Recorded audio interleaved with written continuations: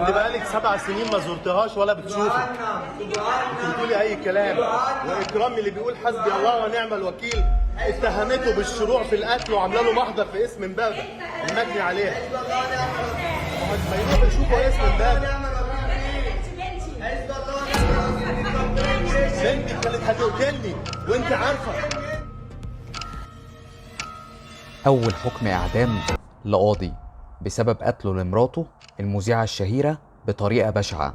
بس المشكلة ما كانتش في جريمة القتل، المشكلة كانت في طريقة القتل نفسها. لو عايزين تعرفوا القصة الكاملة للجريمة دي وإيه اللي حصل فيها، كملوا الحلقة دي للآخر، وما تنسوش الاشتراك في القناة وتفعلوا الجرس. أنا رامز عادل وده المغبقنجي. الحكاية بدأت باللي في الصورة قدامكم دلوقتي، واللي اسمها شيماء جمال، صاحبة واحدة من أكبر قضايا الرأي العام اللي حصلت في مصر وتكاد تكون في الوطن العربي في الفترة الأخيرة.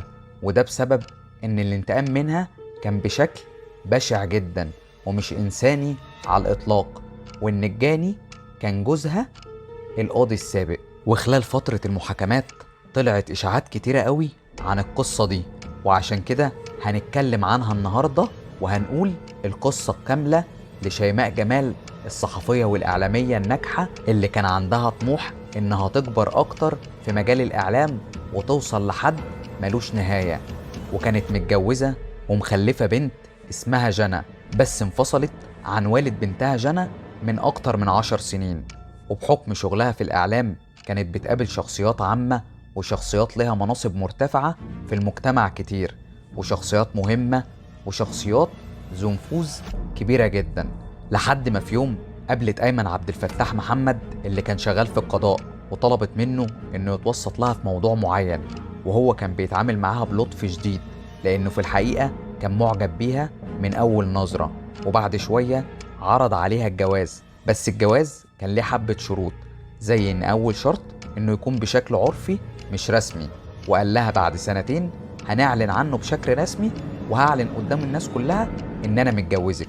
وده لأن أيمن كان عنده شعبية كبيرة في الوقت ده في المجتمع، ده غير إنه كان رجل أعمال وقاضي كمان في نفس الوقت، وغير كمان إن زوجته الأولى كانت عيلتها عيلة كبيرة وكان خايف على مصالحه معاها. عشان كده قال لها يا بنت الناس لو ناوية نتجوز أنا الشروط دي مش هتنازل عنها. وشيماء شافت إن مفيش مانع إنها توافق طالما الجواز العرفي هيكون لفترة معينة وبعد كده هيتحول لجواز رسمي. وطبعا حسبتها من كل الجهات وقالت إن أيمن منصبه كبير في الدولة وهيقدر بشكل ما يساعدها إنها توصل لحلمها في الإعلام، ده غير إن عنده استثمارات كبيرة جدا وبتحقق له دخل مادي كويس، فده كله هيصب عليها وهيكون على المدى البعيد ليها جزء كبير من النغنغة دي. وطبعا وافقت شيماء على الجواز بسرعة جدا وعلى كل شروط أيمن. بس لاحظت بعد فترة قصيرة من الجواز إن أيمن بيخلف بوعوده مع كل الناس، فكان عندها شك إنه ممكن يخلف بوعده معاها بعد كده وما يعلنش الجواز بشكل رسمي. وأيمن خلال فترة الجواز الأولانية كان واضح عليه إنه بيحب الوحدة وما بيحبش الاحتكاك خالص مع أهل شيماء، كان دايما بيتعزل لوحده في أوضة لو هم موجودين في الشقة عندها. وكانت العلاقة بين أيمن وشيماء في البداية كويسة جدا زي أي زوجين، لكن بعد مرور 2 سنين أيمن ما نفذش الاتفاق اللي قال عليه وما تمش الإعلان عن الجواز بشكل رسمي. فطبعا شيماء طلبت منه إنه يعلن الجواز بشكل رسمي وينفذ الوعد اللي هو وعده لها، وإنه يبلغ زوجته الأولى إنه هو متجوز منها. بس أيمن كان بيماطل معاها عشان يكسب شوية وقت، لحد ما شيماء قدرت تمسك عليه دليل بيدينه في إجراء غير قانوني أو غير أخلاقي. وأيمن في نفس الوقت ده كان شايف إن طلبات شيماء طلبات مبالغ فيها ومرهقة ماديا جدا، وإنها كانت طول الوقت بتهدده لو ما أعلنش الجواز منها بشكل رسمي، إنها هتفضحه وتعرف كل الناس إنها مراته. ده مش بس كده، ده كمان بتهدده إن هي تطلع الدليل اللي معاها، واللي معناه إنها هتدمر أيمن وسمعته في الدولة وهتهد كل اللي عمله. وهنا أيمن بدأ يشوف إن شيماء في حد ذاتها تهديد لحياته مع زوجته الأولى وعلى حياته العملية كلها، وتهديد لسمعته ومكانته الاجتماعية، وبدأ يفكر ازاي هيتخلص منها. وكانت الفكرة الأولى إن شيماء تموت في حادثة عربية، وطبعا تبان قدام الناس إنها ماتت بالصدفة. لكن الفكرة دي ما كانتش هي الفكرة الأمثل، وما طولش في التفكير فيها لأنه ما كانش عايز يستعين بأي حد، وكان عايز ينفذ كل حاجة بنفسه.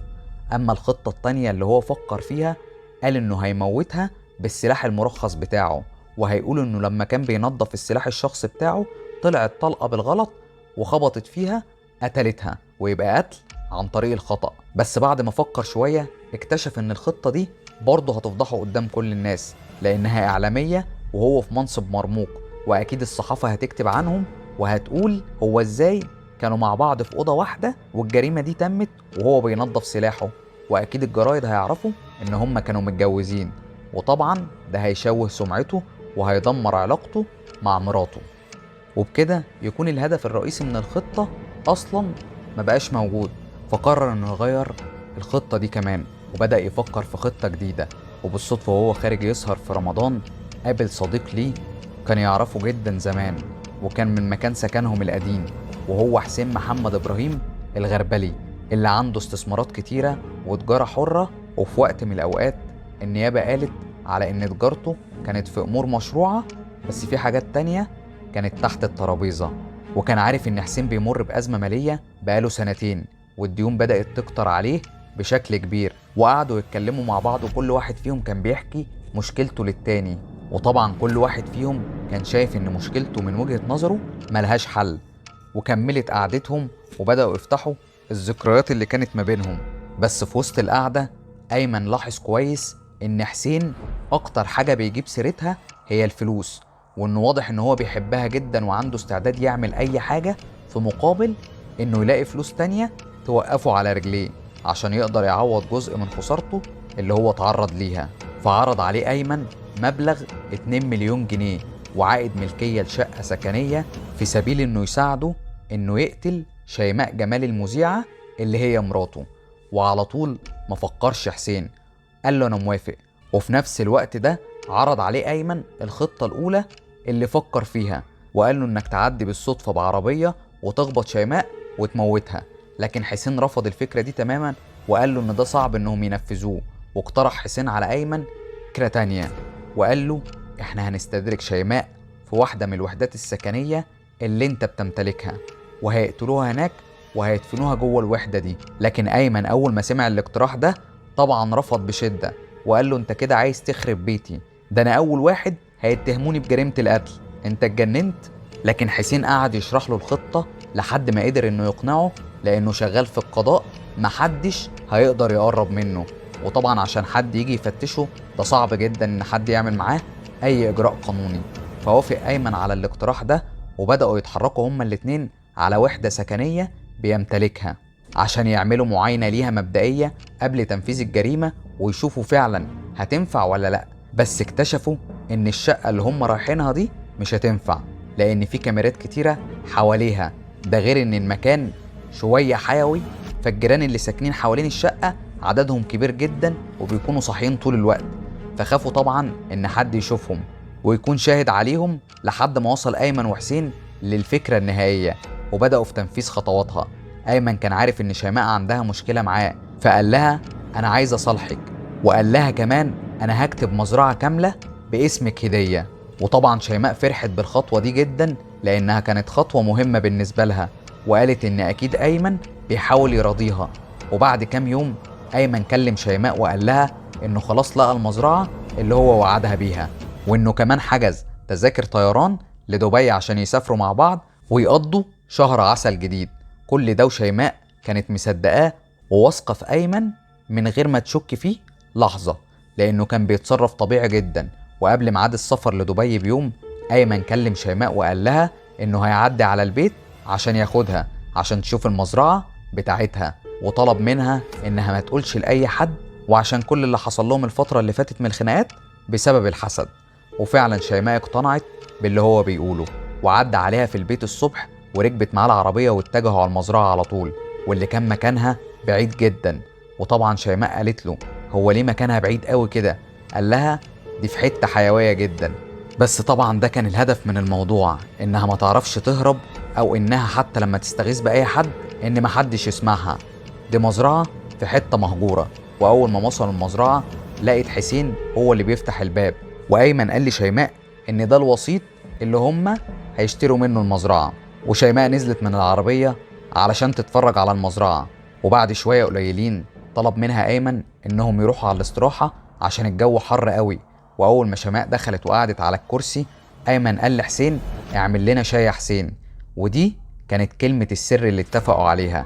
فلقينا حسين قام بسرعة ومسك ايدها من وراها، وايمن طلع المسدس وقعد يضربها على وشها وراسها كتير جدا.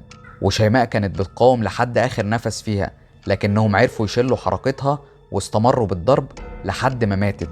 واول حاجة عملوها خدوا منها كل حاجة ممكن الامن يعرف يستدل عليها، ومن كتر ما كانوا خايفين انها ممكن تكون ما ماتتش طعنوها بسكينة، وبعد كده لفوا جسمها ورجليها ورقبتها بالجنازير بشكل بشع جدا عشان تتشل حركتها تماما.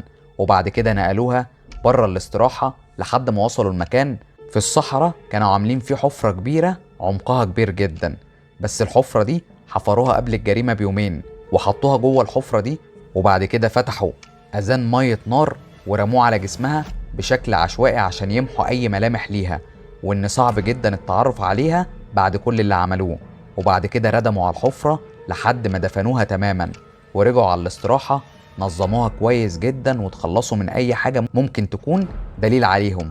وللعلم المزرعة دي كانت متأجرة لمدة سنة كاملة، وكان الهدف من إيجارها بس إن هم يموتوا شيماء ويدفنوها قريب منها، وبعد سنة هيسيب المزرعة وصعب جدا حد يعرف يوصل لهم. وطبعا حسين قبل الكلام ده كله قعدوا يرتبوا في الخطة دي شهر كامل قبل التنفيذ، وعملوا بروفا عليها أكتر من مرة. وهنا أيمن ادى لحسين 300,000 جنيه من المبلغ المتفقين عليه، وأيمن طلب من حسين إنه يختفي دلوقتي تماما ومحدش يعرف له طريق جرة، وهو هيبقى يتواصل معاه وهيحول له بقية المبلغ. وفي الوقت ده أخت شيماء كانت مستنياها في البيت، لأن شيماء قبل ما تنزل طلبت منها إنها تحضر لهم الغدا على الساعة 2:30 الظهر عشان هترجع هي وأيمن ويتغدوا سوا. لكن شيماء طبعا اتأخرت جدا عن الميعاد اللي كانوا متفقين عليه، وحاولت تكلمها كتير جدا بس تليفونها كان مقفول. بس اتفاجئت كمان لما جانا بنت شيماء قالت لها انا اتصلت بأيمن اللي كانت بتقول له يا بابا عشان تسأله على شيماء، وقالت له انا بحاول اوصل لماما بس مش عارفة تليفونها مقفول ليه. ورد هو وقال لها انا كمان بحاول اكلمها بس لقيت تليفونها مقفول. وبعد ساعة ايمن وصل البيت، لكنه كان ظاهر عليه ان هدومه مطربة جدا، وقال لهم ان فعلا قابل شيماء وراحوا يتفرجوا على المزرعة، لكن بعد كده سابها في مكان لانها قالت له انها تشتري حاجات وبعد كده هتروح على البيت. وبعد كام ساعة من اختفاء شيماء بدأ اهلها يطلبوا من ايمن انه يتصرف وانه يحاول بعلاقاته ويحرك السلطات الامنية، بس اهلها كانوا ملاحظين ان ايمن كان هادي جدا وكأنه عارف مكانها. بس فعلا بلغوا الامن باختفاء شيماء في الوقت ده، وحسين شريك ايمن سافر الساحل الشمالي عشان يختفي هناك تماما، وكان قاعد في مكان تابع لايمن، وكان منتظر ان ايمن يحول له باقي الفلوس. وعرف بطريقته ان ايمن بيحضر نفسه عشان يهرب بره مصر. وحسين حاول يوصل لايمن اكتر من مره لكنه معرفش، بس هنا حسين اتجنن والدم غلي في عروقه وتوقع الغدر من ايمن وانه مش هيحول له بقيه فلوسه. وفي نفس الوقت ده الامن وصل لبيت ايمن وشيماء وبداوا يدوروا عليها، وبداوا يسالوا اهلها واحد واحد عن المعلومات اللي يعرفوها عنها قبل الاختفاء، بس كلهم جاوبوا عادي لحد ما بدا الامن يسال ايمن واللي كان ظاهر عليه علامات التوتر والخوف. فبدا رجال الامن يشكوا في ايمن وانه له علاقه مباشره باختفاء شيماء، وشكهم زاد لما عرفوا ان هم كمان على خلافات مع بعض بسبب موضوع الجواز. بس كل ده ما كانش كافي لحد ما ظهرت اول مفاجأة، ان حسين هرب من الساحل الشمالي ورجع على القاهرة واتجه لرجال الامن على طول، وقال لهم انه شاهد على قتل الاعلامية شيماء جمال، وان المتهم الرئيسي هو جوزها ايمن، وان حسين لما شاف ايمن بيقتلها خطفه وكان بيهدده، عشان كده هرب واستخبى في الساحل الشمالي. وهنا بدأ انه يبقى في بلاغ رسمي بيتهم ايمن بقتل واختفاء شيماء. ولحد اللحظة دي رجالة الشرطة كانوا بيتعاملوا مع حسين على انه مجرد شاهد على ايمن. بس ايمن عرف اللي عمله حسين وقرر انه لازم يهرب بره مصر دلوقتي حالا. بس قدرت الشرطة بسرعة انها تبلغ الجهات القضائية ورفعت الحصانة عن ايمن، وتم القبض عليه في السويس متخفف زي خليجي، وكان بيستعد للهروب بره مصر. ولما قبضوا عليه اعترف بكل حاجة، بس صدم الشرطة والاعلام لما قال لهم ان حسين اللي بلغ عني ده مش مجرد شاهد، ده كان شريك معايا في كل تفاصيل الجريمة. والامن لما وصل للمزرعة وطلع الجثة وبدأوا يشوفوا قد ايه قتلوها بشكل بشع، وبدأت التحقيقات بشكل موسع جدا في القضية، وبعتوا الجثة للطب الشرعي. وبعد مراجعة كاميرات المراقبة على ايد الشرطة لقوا ان ايمن وحسين هما الاتنين اشتروا المعدات مع بعض من محل جنب المزرعة، وكمان شافوهم وهم جايين المزرعة قبلها بيومين عشان يحفروا الحفرة اللي كانوا هيدفنوها فيها، وعشان كمان يعملوا بروفا قبل تنفيذ الجريمة. والطب الشرعي كمان لقى بصمات لأيمن وحسين على ملابسها وعلى جسمها، ده غير وجود أنسجة من جلد حسين في ضوافر شيماء اللي كانت بتحاول تقاوم وهم بيقتلوها. وهنا أيمن انهار واعترف بكل اللي عملوه، وقال لهم انه عمل كده لأن شيماء كان معاها دليل بيدين أيمن انه مرتشي في بعض المحاكمات. وكل الأدلة اللي ظهرت بعد كده بدأت تدين أيمن وحسين بشكل كبير جدا، لحد ما اتأكدوا ان هما اللي قتلوها فعلا بالشكل البشع ده. وفي الوقت ده القضية خدت اتجاه تاني خالص، لأن القتل كان بطريقة شنيعة جدا. ده غير ان اتكتب في بعض الجرايد ان الطريقة اللي أيمن قتل بيها دي ما تدلش انه انسان طبيعي بالمرة، ده اكيد شيطان على شكل انسان عشان يعمل كده في واحدة كانت مراته، وهي ما عملتلوش اي حاجة غير ان هي طلبت منه ان يكون الجواز رسمي وقدام الناس، وبدل ما يحل الازمة دي قتلها. وطبعا بعد كل ده اتحكم عليهم بالاعدام هما الاتنين، وفعلا اتنفذ حكم الاعدام سنة 2022. وبكده تكون انتهت حكاية القاضي اللي اتحكم عليه بالاعدام، وده يعتبر اول قاضي يتحكم عليه بحكم الاعدام. يا ريت اللي عنده اي معلومات عن القصة دي يتناقش معايا على طول ويكتب لي في الكومنتات. اما بقى اللي عنده اي سؤال او اقتراح برضه يسيبه هناك واكيد هشوفه وارد عليه. واللي حابب يشوف باقي الحلقات هتلاقوها ظاهرة قدامكم فوق دلوقتي لو انت بتتفرج على اليوتيوب، ولو انت بتتفرج على اي منصة تانية هتلاقوا اللينك في اول كومنت تحت الفيديو. ما تنسوش تتابعوا حساباتي اللي موجودة في الديسكريبشن تحت الفيديو، وما تنسوش تعملوا سبسكرايب للقناة ولايك وشير للحلقة لو عجبتكم. واوعوا تفتكروا ان دي النهاية، لسه في كتير وهنتقابل تاني. استنوني. انا رامز عادل وده المغبقنجي. سلام.